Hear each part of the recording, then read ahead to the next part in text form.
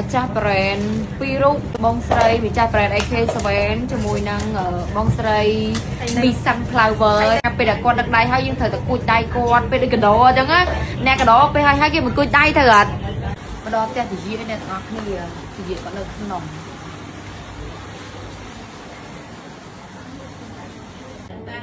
ហើយបើសិនជាទាំងអស់គ្នា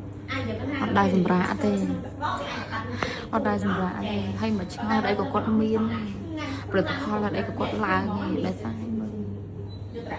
ឃើញអត់តនេផងឆ្ងាញ់ខ្លាំងណាស់ហើយបើពាក់ព័ន្ធជាមួយនឹងរសជាតិរបស់វាអីយ៉ាអានេះគួចដៃចាយកាន់ដៃខ្ញុំអូហូអត់ឲ្យនៅរោងទេចាសុំចិត្តឲ្យអញ្ចឹងហ្មងចាឲ្យនៅរោងមិននោះអត់ការទេមែនហើយកូនចៅម្នាក់នេះមេទៅ 50000 មកអត់ទេមេអូយខ្វះគេមេមើលងាយភ្លាមមានណាហេងនេះទៅមេវិសាដោយសារតាជីវភាពពើកឡាងចានេះអូចាល្អមែនតែនខ្ញុំមិនដឹងដាក់ផលិតផលមួយណាទេបែបនេះចាចៃដនថាដូចអត់បថយផងហ្នឹងអត់បថយ collagen អត់បថយសោះចាលោកក្រោយដឹកដៃមួយបងវិឡាម្ដងមកចាំវិញចាអញ្ចឹងវីដេអូហ្នឹងមានជូនពរចាំជូនពរអាឡែនិយាយតើឥឡូវហ្នឹងគេបានគូជីវិតគេដែរគេហៅសំបំណងហើយហ្នឹងហើយអញ្ចឹងអ្វីដែលជូនពរគឺឲ្យស្រឡាញ់គ្នាបានយូរណាហើយ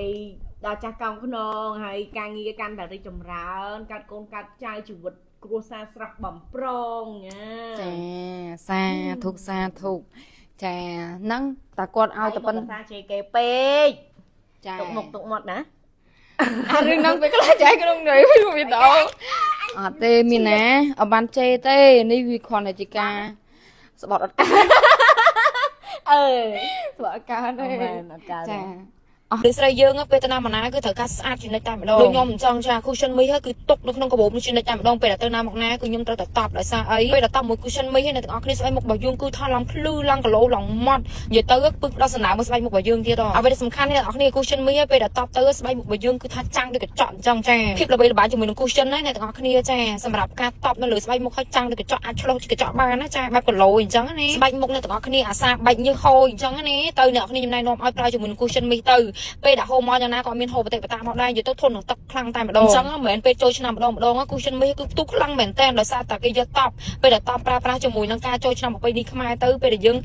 ដើរលេងអញ្ចឹងណាពេលចាស់ទឹកចាស់អីអញ្ចឹងទៅក៏វាមិនហូរមកបតិបតាញ៉ៃដែរចាញ់ត្រជាក់នេះអត់មានធ្ងន់ស្បែកមុខទេមើលទៅបែបក្រាស់ទៅអត់ទេណាស្បែកមុខលក្ខណៈចេញមកស្ដើងគីឡូចាំងបែបគីឡូកម្មវិធីអីគេតើខ្ញុំណែនាំឲ្យប្រើជាមួយនឹងគូសិនមីទៅគឺល្អខ្លាំងហ្មងចា